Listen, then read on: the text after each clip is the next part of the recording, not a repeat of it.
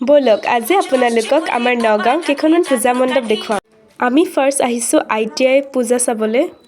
ইমান ধুনীয়াকৈ ডেকৰেশ্যন কৰিছে আহকচোন ভিতৰলৈ লৈ যাওঁ আপোনালোকক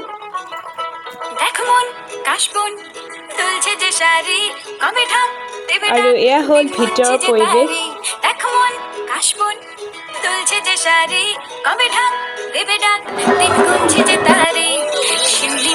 আমাৰ দ্বিতীয়খন পূজা মণ্ডপ হ'ল বেংগলী সন্মিলনে আয়োজিত কৰা এইখন পূজা মণ্ডপ চাওকচোন ইমান ধুনীয়াকৈ সাজিছে ব'লক আপোনালোকক এতিয়া হবগাঁৱত থকা কেইখনমান পূজা মণ্ডপস্থলীলৈ লৈ যাওঁ চাওকচোন আপোনালোকক 22 এপ্ৰিল 2025ত হোৱা ঘটনাটোৰ ওচৰলৈ লৈ যাওঁ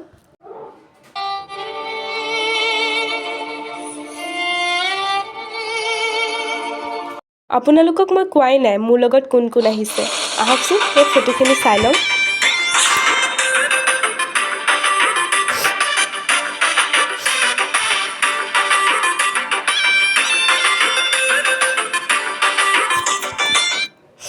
তাৰপিছত আমাৰ নগাঁও MLA ছাৰক ITI সন্মুখতে লগ পালোঁ আৰু মই ফটোকপি উঠি ল'লোঁ